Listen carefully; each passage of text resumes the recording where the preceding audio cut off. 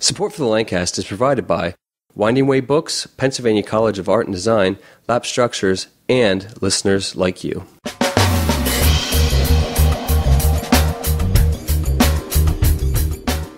Welcome to the Lancast. I'm David Moulton. And I'm Keith Slesser. This week we met with Erik Ewing from the Sunday gathering known as the Definition Collective. Erik shares with us about his vision for the Definition Collective. Our goal was to be as unchurch-like as possible.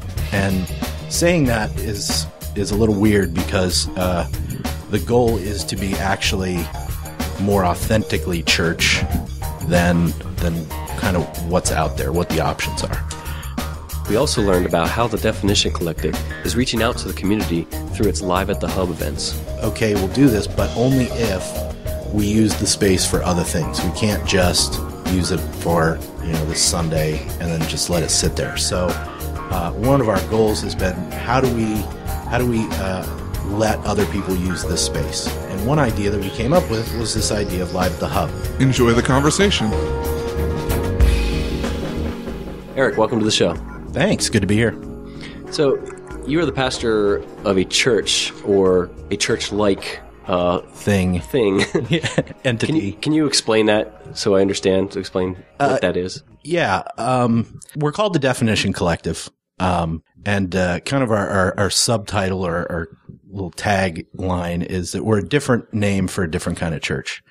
When we started the Definition Collective, our goal was to be as unchurch-like as possible. And saying that is a little weird because the goal is to be actually more authentically church than kind of what's out there, what the options are. So titles and things like that always make me uncomfortable. Like, I hate the term pastor. Sorry. No, that's fine. It's just don't ever do it again. Or I shall smite thee. No, it's one of those things where, I'm just a guy, and I think part of the problem, that a lot of people see with, kind of the organized church today is that there is this kind of separation. There is this, and I think really, if you were to go back to the 60s and 70s when it became a popular term to shepherd your flock, that kind of mentality and that imagery was brought into the church. And the problem with that was that then everybody else was relegated to being a dumb sheep, and they had to, be corralled and moved in a certain direction. And so I've always been uncomfortable with that, pastor title, or any, personally, I like to tell people that I'm the custodian at the Definition Collective because I set up the chairs, I make the coffee, that's what I feel like my role is. My role is to open the doors and to make sure that our space is available for other people to come in for church to happen. And my job is to kind of get out of the way a little bit. So what does a typical service or gathering look like for you? There is really no typical. I'll let you know as soon as we have a typical gathering. Once we do the same thing twice in a row, I guess we can call it typical. I would say on average, we meet Sunday mornings. We used to meet Sunday evenings, but just time-wise with kids and whatnot, and in our culture and society, kind of that time is already kind of carved out for, spiritual conversation and church. So we moved it to Sunday mornings, which it was a good thing. I personally fought it a little bit, but I gave in to the majority vote, and so we moved to Sunday mornings. And we meet at 10:30. First half hour is usually just hanging out. We really stress the idea that we're a community. We're, a family. So we spend the first half hour or so, sometimes 45 minutes, just hanging out, drinking coffee, catching up with the week. And then we go into just kind of an open discussion. I'll usually open up with some sort of thought or maybe a reading or a video or some sort. Sometimes we'll have music, but that's a rarity. and then we'll just kind of go into a conversation about whatever the theme or topic is for that given Sunday. But what was the stepping stone, I guess, or what moved you to try and start the Definition Collective or start a community like this? I've worked in traditional ministry, traditional church ministry for about 18 years. Primarily youth ministry, some college ministry, some associate ministry. And during that time, I just began to become more and more disenfranchised. And I don't want to sound harsh or like deconstruction or anything like that, but just for me personally, with the politics and the administrative stuff that went into it, I felt like I was spending way too much time creating a program as opposed to being involved in people's lives. And I was at the time with a group of friends and some family, and we were meeting together at our house, and just maybe once a month we'd get together for a meal and hang out and drink some wine and have spiritual conversations. And it just seemed like, wow, this is cool. This is what church, I'm making air quotes, should be. It should be more of a conversation. It should be more of a discussion. And tried to institute that same kind of thing where I was, but had met with a lot of resistance, and then was just encouraged by this group who said, you know what, we believe in what we're doing and we believe in what your vision is, and so we want to support you in kind of taking a bit of a leap of faith. And so I resigned from my position and started the DC. You know, I've searched for a similar type environment myself in my own journey, and I feel like sometimes when I find a church like that, it's not as deep as what I'm looking for, like connection-wise, or it focuses so much on the people that it almost loses sight of learning about God or like a message. Right. How do you work to overcome that? To be completely honest, that's been a really tough balance. I mean, the first 2 years was all about kind of finding that rhythm, that balance. You know, it's real easy for me to say to people that come to the Definition Collective, it is what you make it, you know, and I try to really stress that. And like I said, I try to pull back, but there does come a point at which, my education, my training, my experience, I do have to offer that kind of, all right, let's go here. Let's go in this slightly deeper direction. Let's focus on this. But there's always that, you know, insecurity in myself to say, you know, because the one thing about the DC is I don't want it to be a place where people come and are told what to think or what to believe or what to, you know, I want it to be a place for spiritual exploration. I want everybody's opinion to be listened to and valid, because I think that's important. And so, I mean, that balance is hard. The one thing that I have been doing a lot of lately, because we're not a huge group, is that if there are people that want to go deeper, and there are a couple people that have said, you know, the topic's good. What about this? I want to talk more about this certain thing we talked about. And then we'll go out for coffee and we'll kind of discuss it. And then, you know, through those conversations, maybe we'll bring a few other people in. And then next thing you know, it's kind of become the next topic of discussion at one of our gatherings. I try really hard to, you know, when I'm planning out kind of our series schedule or what we're going to talk about, that it's not just, oh, I read this book and I was really moved by this concept. Instead, I really try to take what the group's been talking about, what I've been having personal conversations with, and then taking that back into the gathering. And I don't mean this when I say it in any negative way towards you. I'm just speaking from experience. But a lot of times when I've gone to a church with this type of environment, right, and I haven't been to the DC, so I don't know.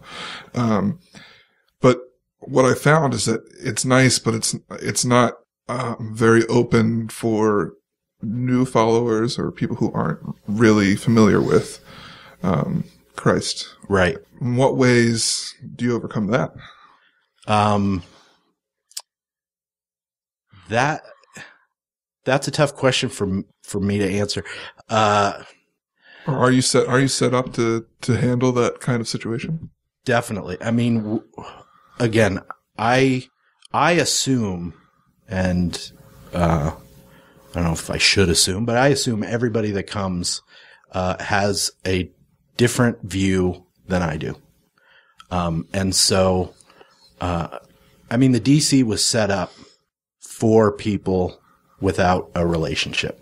It's kind of become, in a way, this island of misfit toys for searchers who don't fit into, any other kind of model. You can look around a room on a Sunday and see, folks who grew up in the Catholic tradition, folks who are agnostic, folks who are atheists, gay, straight. There's just this nice eclectic mix of just folks who are there to be themselves, have a conversation about whatever the topic is, and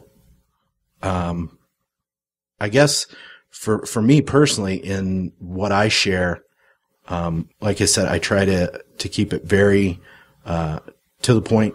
I say often, this is my opinion, and I really encourage people to just go out and chew on this stuff for a while and think about it, and yeah. I don't know if that really answered the question. I think you hit the big points. Yeah. I think that's good. So, Eric, what kind of things does the Definition Collective do to sort of reach out to its community? I don't like to say outreach, but right. But what sort of events or what sort of things do you promote to sort of help the community around you, or to reach out to them?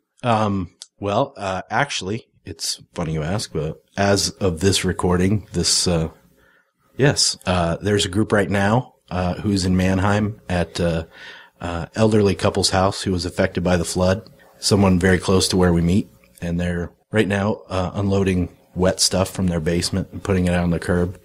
And so it's a lot of that kind of stuff. Just finding, all right, where are some needs? I mean, the recent flooding was kind of a wake up call to us, because I think we had kind of fallen back from that. We've kind of fallen inward a little bit. So this was like, oh yeah, we're not just a community here, but we're part of this bigger community. And it's something that we talk about, but admittedly, you can always fall short. And so it was nice for a lot of folks, this past Sunday to say, hey, I'll make a few calls. I'll do a few things. And, our friend Mike right now, he called the Chamber of Commerce, and, he got a name of a few couples. And so they're doing that now. And then also, we just, community is a huge thing, for me and for what the Definition Collective is and stands for. And so we're really trying to focus more on that idea of being a part of the community. Very cool. Well, we're going to go to break, and when we come back, we're going to talk more with Eric.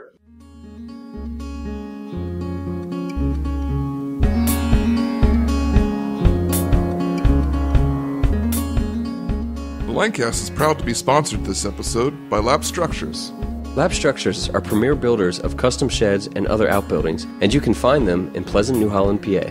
One of the things Lab Structures is known for is their ability to put your structure wherever you need it. Whether that be a rural open backyard or a close-quarter city yard, they've got a way to get it done. So if you're thinking about more storage space, some place for your outdoor supplies, or a garage for that new car, Lab Structures has got you covered.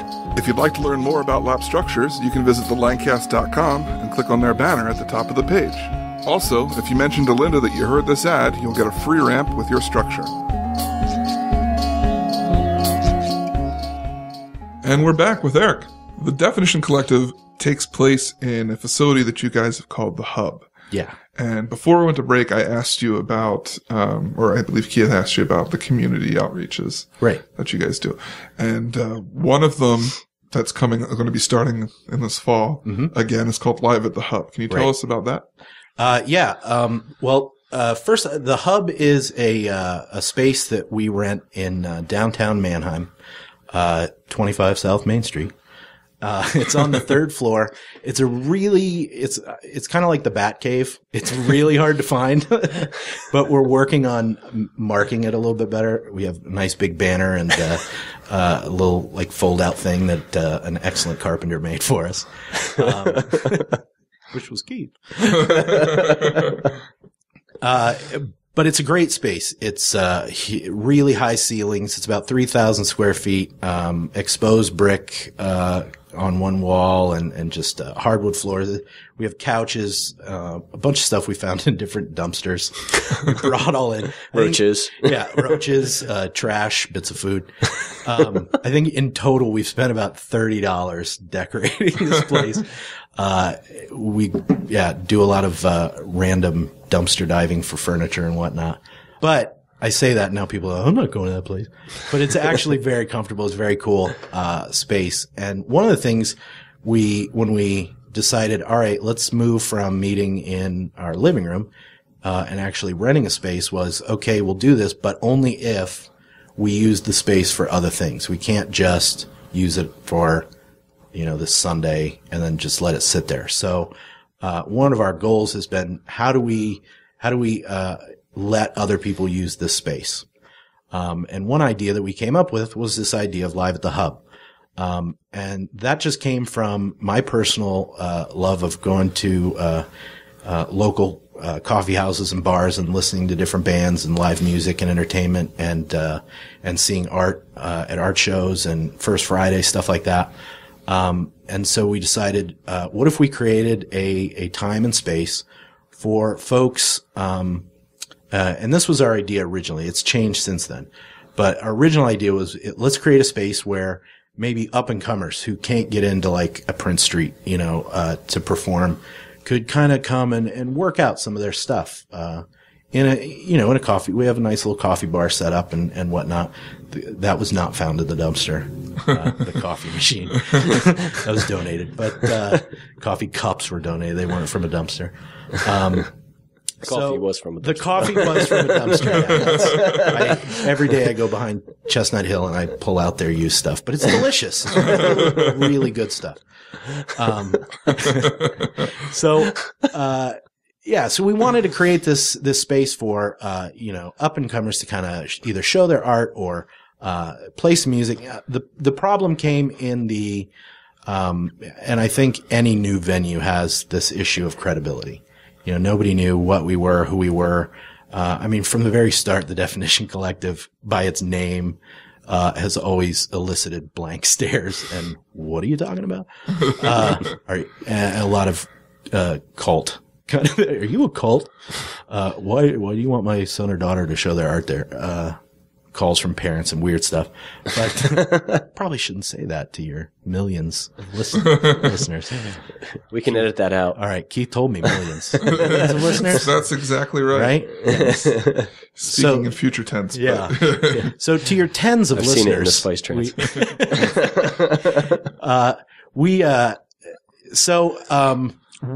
The unfortunate thing was we had to start booking, people that just said, yeah, okay, I'll do it. And that was, just kind of opened the door to, certain groups and artists and musicians that were kind of outside the vision. People that would bring up huge amps and speakers and just try to blast the windows off. And it was like, yeah, this was supposed to be kind of a laid back, kind of fun, chill atmosphere. With that said, we had some fantastic artists. Alex Brubaker, Natalie Ness, Matt Wheeler. We just had some great, folks come and play. Some of those hopefully we're bringing back this next season.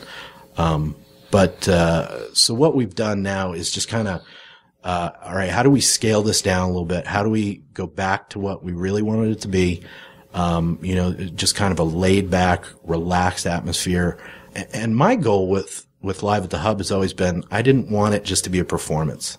I wanted people to come and be involved in the creative, expression of it, to be involved in the creative process. I told all of our artists, bring a blank canvas, bring your camera and snap, write a song in front of everybody. Try out stuff that you would never try out anywhere else. Some people took us up on that. Some people didn't.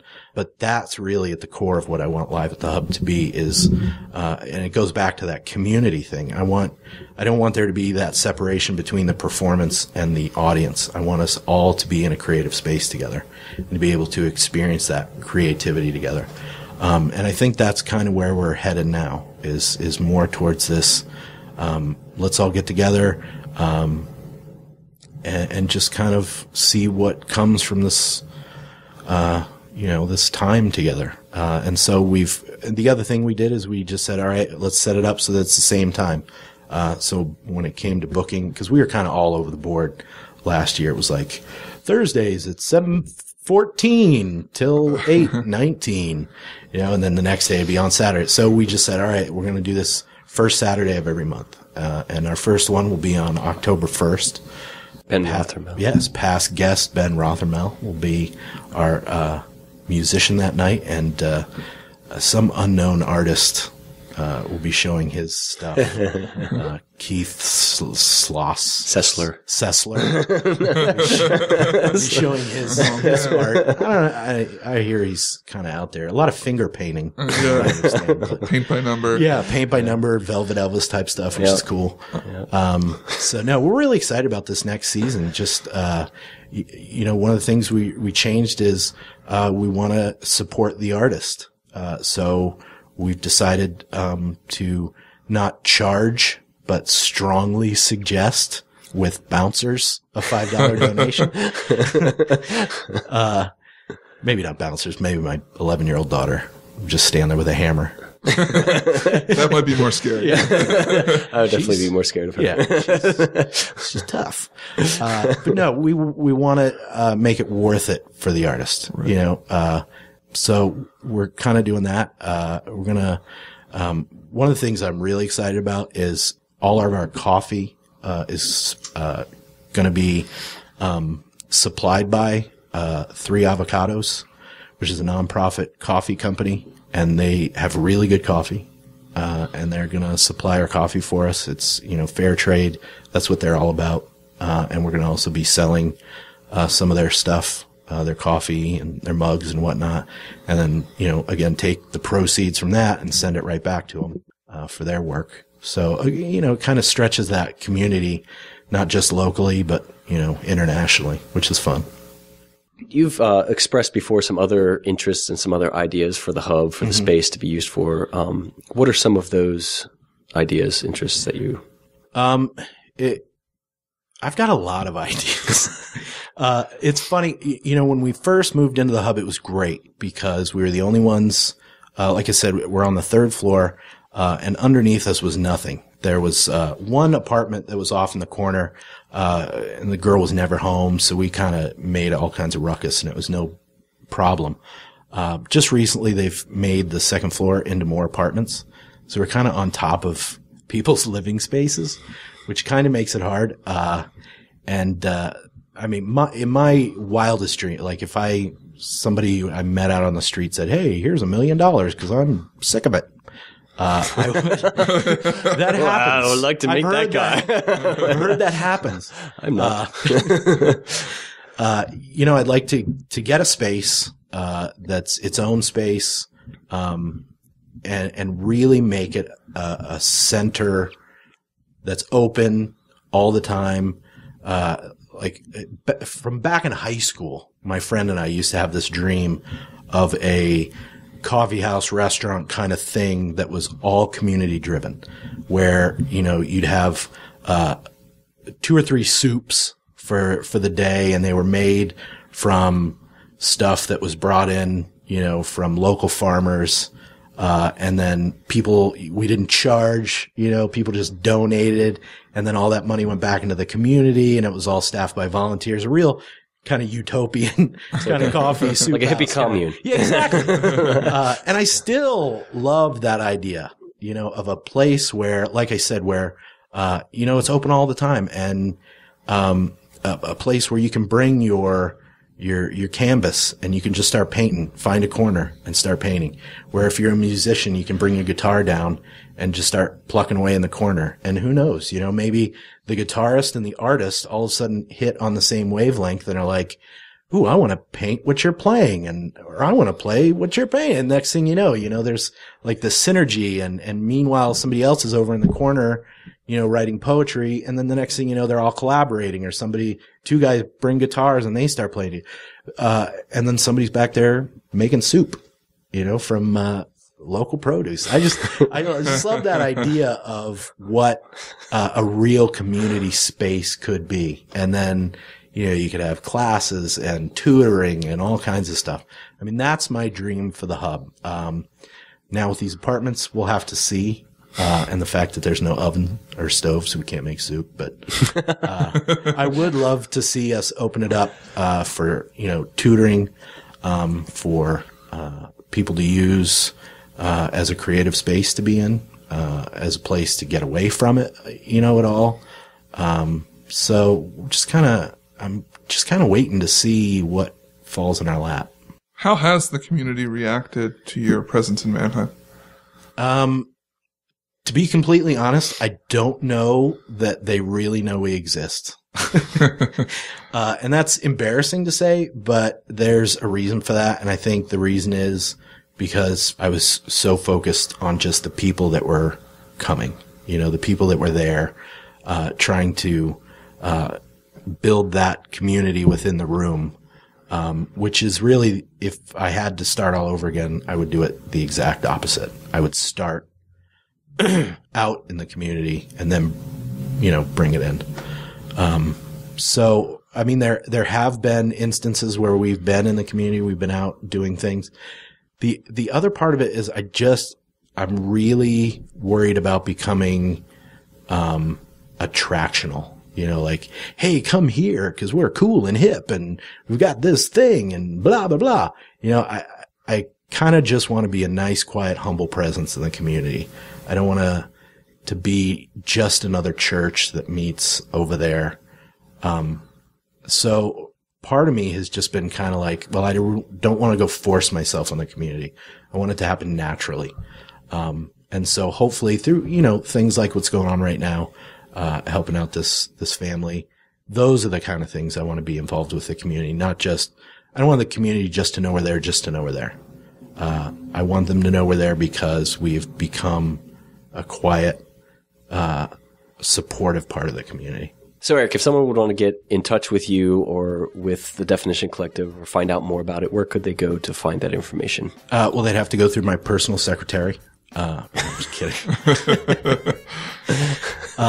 You can email me at Erik Ewing at yahoo.com, or call the Definition Collective at 717-575-1087. We have a website that has been trimmed down and is now just a blog, which I'm happy about because I was sick of maintaining a website and a blog, but that's definitioncollective.com. Great. Well, thanks, Eric, for coming on the show. It was a pleasure having you. It was great to be here. I'm a big fan. We hope you've been enjoying the Lancast. This episode was produced by myself, David Moulton, with show notes by Keith and Lauren Slesser. All pertinent links to this episode can be found in the show notes at thelancast.com. If you specifically liked this episode, we ask that you consider making a donation. Every little bit helps. Even $1 a show can keep us going. If you'd like to help support us, you can do so by going to thelancast.com/donate. And don't forget to subscribe in iTunes and tell a friend about the show. So, for the Lancast, I'm David Moulton. And I'm Keith Slesser. Asking, are you in the cast?